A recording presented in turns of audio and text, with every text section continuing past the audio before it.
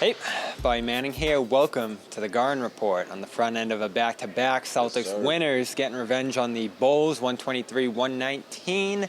They lead for the entire second half, overcome an 8-point deficit early, and the closing sequence was phenomenal to close this game. Yeah, it was. Jayson Tatum got an offensive rebound. You got to give Marcus Smart credit because he got his hand on it first. Bulls had cut a 14-point Celtics lead, I believe, down to 2 with just over a minute left. Tatum got the ball out to Horford, who fired up a 3, missed it. Smart, as I said, got one hand on it. Tatum grabbed it, went up, forced the foul on Zach LaVine, and got 2 free throws. Hit the first. Second misses. They're still up 3. He gets down the other end, stops Patrick Williams in the post, turns it over, but the Celtics rotate and stop Williams again before they end up hitting free throws to win this one.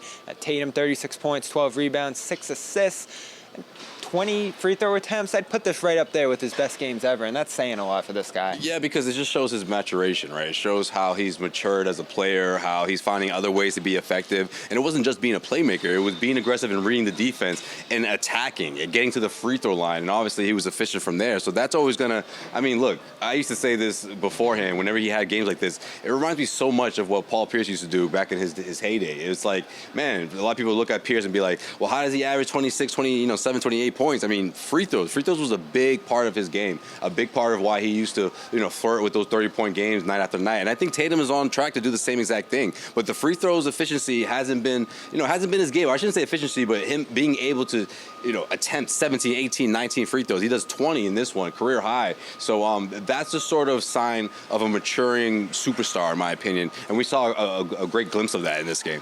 Asked Joe Mazzulla after, it's a little bit of everything. It's the passing, it's the scoring, it's the rebound. They need all these different things. And then he's defending at this high of a level right now. Saw on Wednesday 3 blocks, huge one on Kevin Love at the rim. He's had a couple chase down ones early this year. I think he said in camp he's just shooting for all defense. He's in that mix right now. Yeah, I like how you mentioned that, Bobby. I mean, obviously it's early. Obviously people are going to say there's a whole lot of basketball left. But you see his mindset. You see where he's transitioned into taking his game to another level, which is exactly what everyone anticipated, right? Between him and Jaylen Brown, Marcus Smart to a certain regard. I mean, look, all these guys are in their prime years.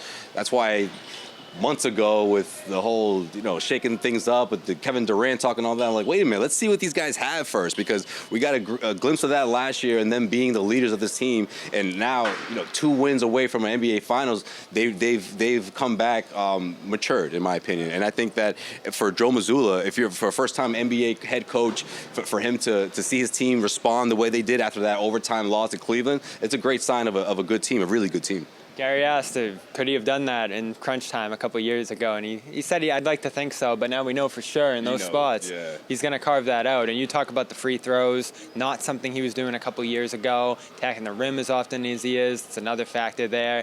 And then, of course, the defensive aspect, he's brought that to a new level over the last couple years. I think he's capable of all defense. And I said coming into this year, is this the year he passes LeBron?